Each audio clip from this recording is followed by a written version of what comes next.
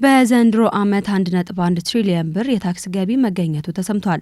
የኢትዮጵያ የታክስ ገቢ በ5 ዓመታት ውስጥ ከ3 እጥፍ በላይ አድጎ 1.1 ትሪሊየን ብር መድረሱን የገቢዎች ሚኒስቴር ነው ያስታወቀው። ሚኒስቴሩ ይህንን የገለጸው በበጀት ዓመቱ የ9 ወራት አፈጻጸም በገመገመበት ዕለት ነው።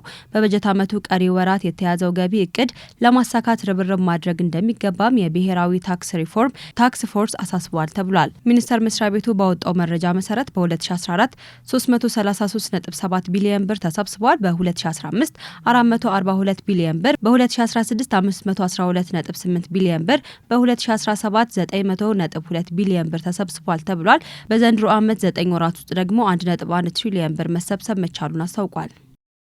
የአፍሪካ አጠቃላይ የወጪ ዕዳ 1.2 ትሪሊዮን የአሜሪካ ዶላር መድረሱ ተሰምቷል።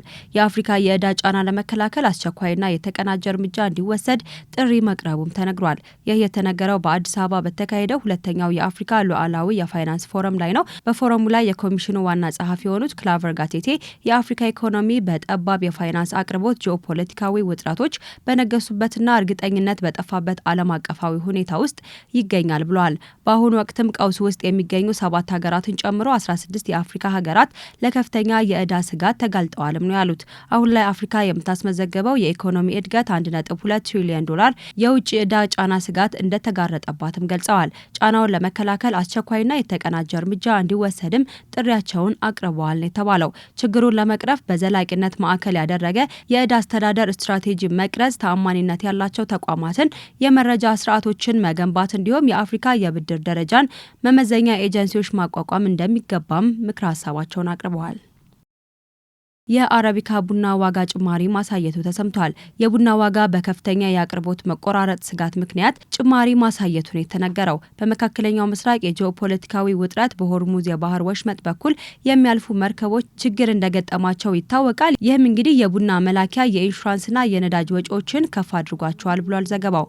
በዚህም የአረቢካና የሮቡስታ ዋጋ ቡና ጭማሪ እንዲያደርግም አስገድዷቸዋል ተብሏል። ከመካከለኛው ምስራቅ ጦርነት በተጨማሪ በቡና አምራች ሀገራት ላይ የሚከሰት የአየር ንብረት ለውጥ ለቡና ዋጋ መጨመር ሌላኛው መንስኤ መሆኑም ተነግሯል።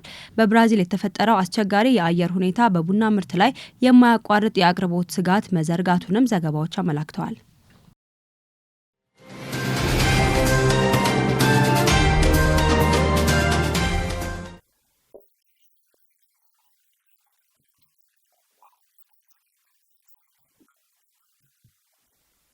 በአሁኑ ዘመን በምዕራባውያኑ የጤና ተመራማሪዎችና በባዮ ሃኪንግ ባለሙያዎች ዘንድ እንደ አዲስ ግኝት እየተወሰደ የሚገኘው አልፎ አልፎ መጾም ወይም ኢንተርሚተንት ፋስቲንግ ለሙስሊሙ ማህበረሰብ ግን ለዘመናት የዘለቀ የአኗኗር ዘይቤ አካል ነው። በተለይም የሰኞና ሐሙስ እንዲሁም የአያመል ቢድ ወይም በየወሩ 13፣ 14ና 15ኛው ቀን የሱና ጾሞች ዛሬ ዓለም ለደረሰባቸው የጤና ቀውሶች ቀድሞ የተቀመጠ መፍትሄ እየሆኑ መጥተዋል። ሳይንሳዊ ጥናቶች እንደሚያመለክቱት ሰውነታችን ለተወሰኑ ሰዓታት ከምግብ ሲታቀብ አውቶፉጂ የተሰኘ አስገራሚ የውስጥ ማጽዳት ሂደት ይጀምራል። ይህ ሂደት ያረጁ ወይም የተጎዱ ሴሎች ተወግደው በአዲስና ጤናማ ሴሎች እንዲተኩ የሚያደርግ የሰውነት የራሱ የጥገና ዘዴ ነው።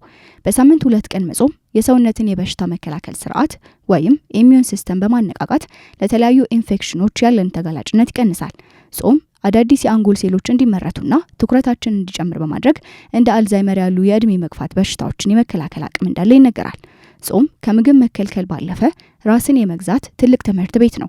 በዘመናዊው ዓለም ሰዎችን ለተለያዩ ሱሶችና አላስፈላጊ የፍጆታ ጥመኝነት ከሚዳርገው ስሜታዊ ግፊት ለመውጣት ጾም ዋነኛ መሳሪያ ነው።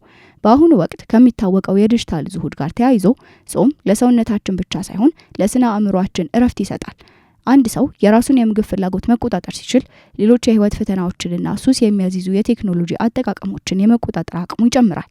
ይህ የጾም ስርዓት ከግለሰብ አልፎ ለቤተሰብና ለማህበረሰብ የሚሰጠው ጥቅም ዘርፈ ብዙ ነው። የምግብ አጠቃቀምን ስርዓት ማስያዝ ለቤተሰብ ኢኮኖሚ ትልቅ እፎይታን ይሰጣል። ጾም የተራቡ ወገኖችን ስሜት በተግባር እንድንረዳ በማድረግ በልባችን ውስጥ የርህራሄና የመረዳዳት ስሜትን ይጨምራል። በጾም ምክንያት የሚቆጠበውን ገንዘብ ለችግረኞች በማካፈል ወይም ሰደቃ በማድረግ ማህበራዊ ትስስርን ያጠናክራል። የሱና ጾም ሃይማኖታዊ ግዴታን ከመወጣት ባለፈ ለዘመናዊ የሰው ልጅ እጅግ አስፈላጊ የሆነና የጤናና የስነ ልቦና መጠበቂያ መንገድም ነው። ዛሬ ወጣቱ ማህበረሰብ በባዮ ሃኪንግ ስም የሚከተለው ይህ የጤና ማሻሻያ ዘዴ በውስጡ ጥልቅ የሆነ መንፈሳዊና ማህበራዊ ፍልስፍናን አቅፎ የያዘ ድንቅ የአኗኗር ዘይቤ ነው።